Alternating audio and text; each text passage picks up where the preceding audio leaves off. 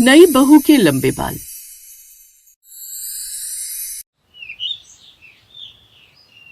नव्या पूरे गांव में बहुत सुंदर थी और अगर उससे ज्यादा कुछ सुंदर था तो वो थे उसके बाल।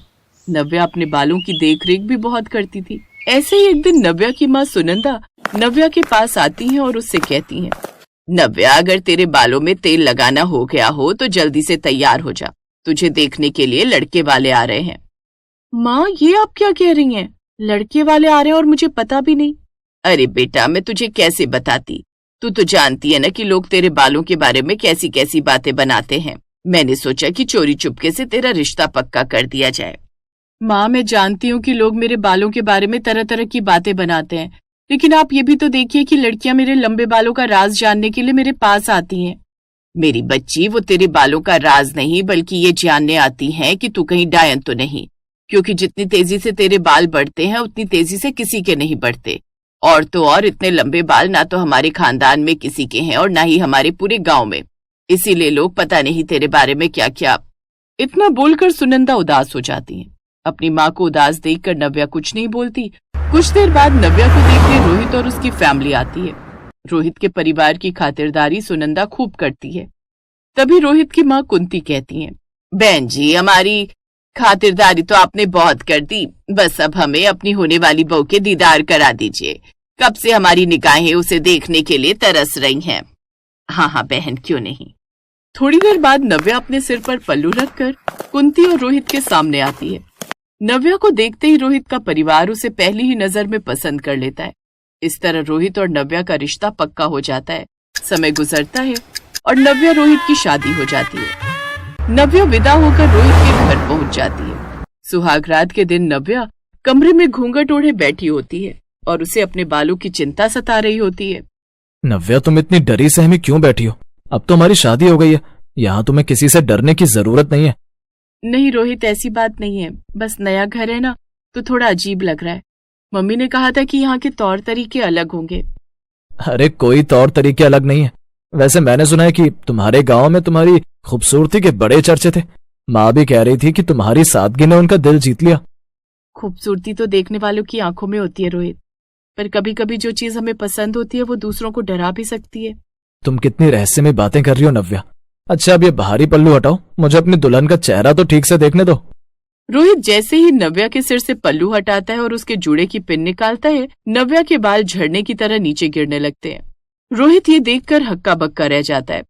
ओह तेरी नव्या, ये तुम्हारे असली बाल हैं। मैंने आज तक किसी के इतने लंबे बाल नहीं देखे, ये तो जमीन को छू रहे हैं। रोहित प्लीज डरना मत। मेरी माँ इसी बात से डरती थी कि लोग मेरे बालों को देखकर मुझे डायन या कुछ और ना समझ लें। क्या आपको इनसे डर लग रहा है? डर? पागल हो क्या? ये तो अद्भुत है। नव्या, ये तो तुम्हारी सबसे बड़ी खूबसूरती है, पर तुमने शादी के वक्त इन्हें इतना छुपा क्यों रखा था? मेरी माँ ने कहा था कि अगर तुम्हारे ससुराल वालों ने इतने लंबे बाल देख लिए तो पता नहीं वो क्या सोचेंगे। हमारे गांव में लोग कहते हैं कि इतने तेजी से बाल बढ़ना नॉर्मल नहीं है। लोगों का काम तो कहना है नव्या, तुम फिक्र मत करो। मुझे तुम्हारे बाल बहुत पसंद आए, पर हाँ, माँ को थोड़ा धीरे धीरे इस बारे में पता चलने देना, क्योंकि वो पुरानी सोच की हैं। पति की ऐसी बातें सुनकर नव्या खुश हो जाती है। अगली सुबह नव्या जल्दी उठकर नहा धोकर तैयार हो जाती है।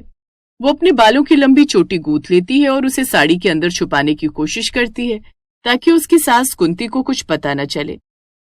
आओ बहू, रसोई में तुम्हारा स्वागत है। आज तुम्हारी पहली रसोई है तो कुछ मीठा बना दो। पर ये क्या, तुमने अपना सिर इतने भारी पल्लू से क्यों ढक रखा है? यहाँ घूंघट की वैसी पाबंदी नहीं है। नहीं माँ जी, मुझे बस आदत है, धीरे धीरे मैं कंफर्टेबल हो जाऊंगी। आप बताइए, खीर बना दूं या हलवा? जो तुझे ठीक लगे बेटा। वैसे तेरी चोटी कितनी मोटी और भारी लग रही है, तेरे बाल काफी घने लगते हैं।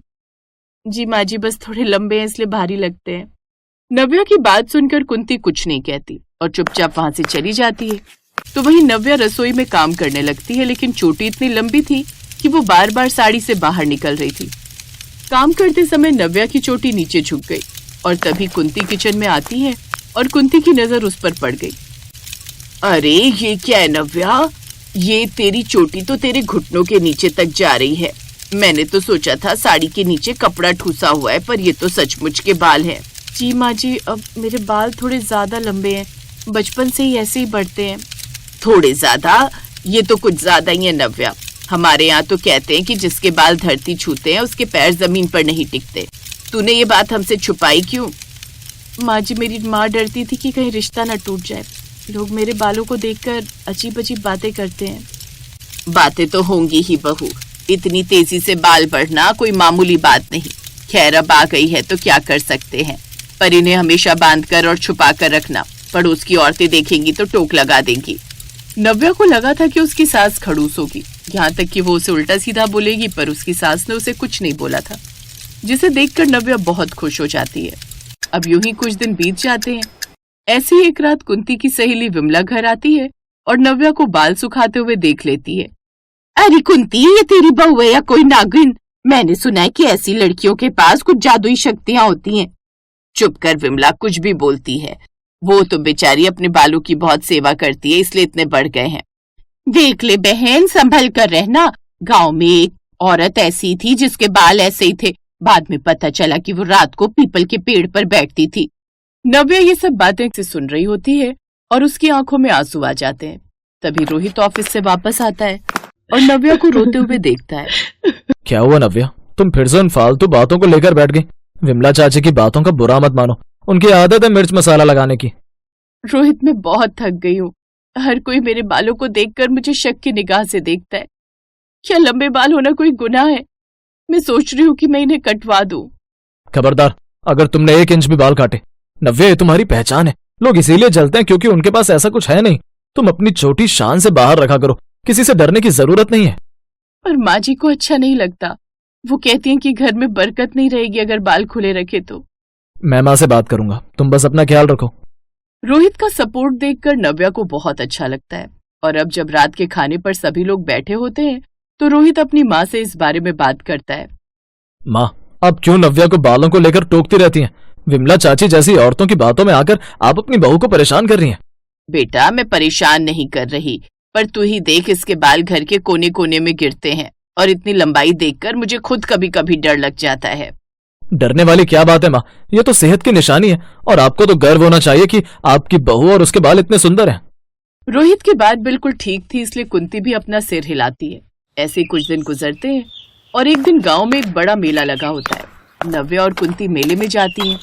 वहां एक सुंदर बाल प्रतियोगिता हो रही होती है। रोहित ने नव्या का नाम उसमें पहले ही लिखवा दिया होता है। ये तूने क्या किया रोहित? सब लोग नव्या के बाल देखेंगे तो राई का पहाड़ बना देंगे। माँ, आज आप अपनी बहू का हुनर देखिएगा।